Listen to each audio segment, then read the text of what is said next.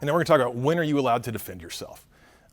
So biblically, shoot, you can turn the other cheek, right? I mean, a guy can hit you or whatever, and you can turn the other cheek and say, hey man, I love you, I'm not going to, whatever.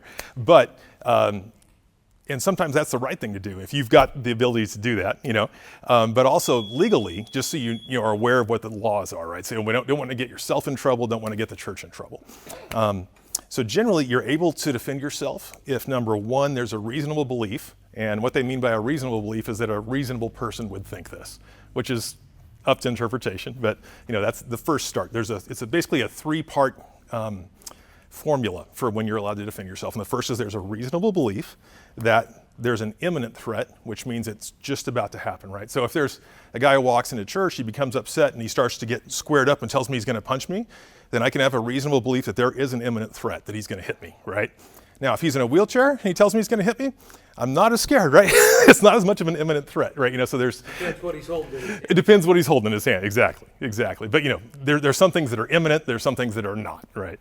And then finally, what the threat is of bodily injury, harm, or death. Okay, so if you meet those three criteria, that there's a reasonable belief that there's an imminent threat, and that threat is of bodily harm, injury, or death, then you're legally authorized to defend yourself or to defend others if they are threatened by that.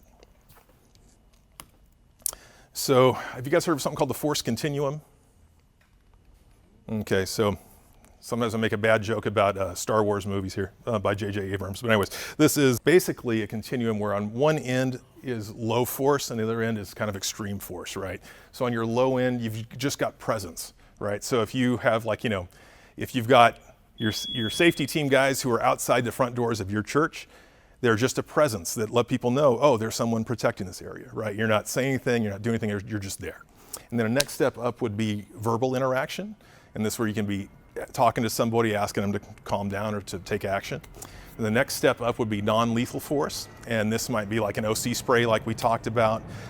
It could be where you're grappling with somebody, control them, or even striking them. But even that can accidentally turn into lethal force, where if you hit somebody and they hit their head on the hard ground, they can die, right?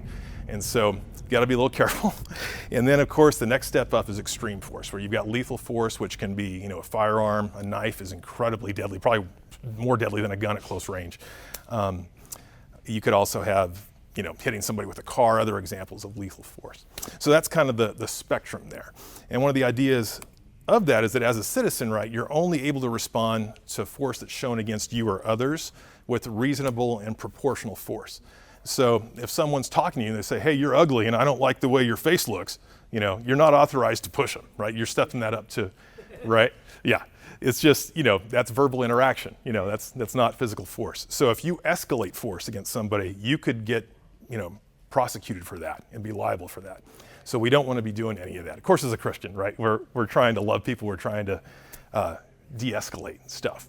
But just to be aware of, we're just citizens. We don't have any special authorization to put hands on people because we're on a church safety team than any other average citizen, right? And so we just need to understand that. We never want to escalate that to the next level. So one thing just to note with this is that there's some guys who, hopefully we trained a little bit of verbal interaction, how to de-escalate folks. And then the next thing we train is we go to the range and how to kill people, right? But we don't have much in between. And that's kind of a dangerous place to be. Not every situation is going to require a gun, right? Very few. And so it's really good if you do carry and have a weapon, it's also really good to have non-lethal.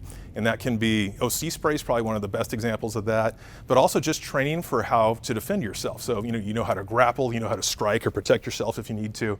So it's great to have something intermediate, right, between a harsh word and a gun. Yes. So good to have. And just another thing that I didn't totally get, when I first started was, what's my role if I'm part of the safety team, right?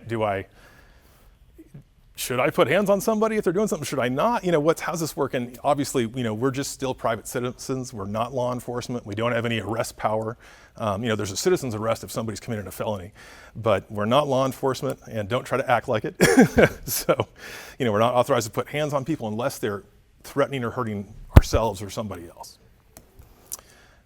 If we can at all possible, we want to outsource that. So if somebody is refusing to leave, if we're able to, we want to just kind of, be a fence personally between them and somebody else who could get hurt, and try to get them to calm down and wait for the police to respond if we can.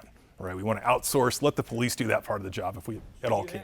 Try to get the police to come if you can. There's situations where you can't, where somebody's forcing violence on you and you got to respond, right? Or they're trying to hurt somebody else, you got to respond right now. But if you can, try to get law enforcement to come in and handle that part. And physical force is the last resort. Cool. So, any questions on stuff so far? Okay, excellent.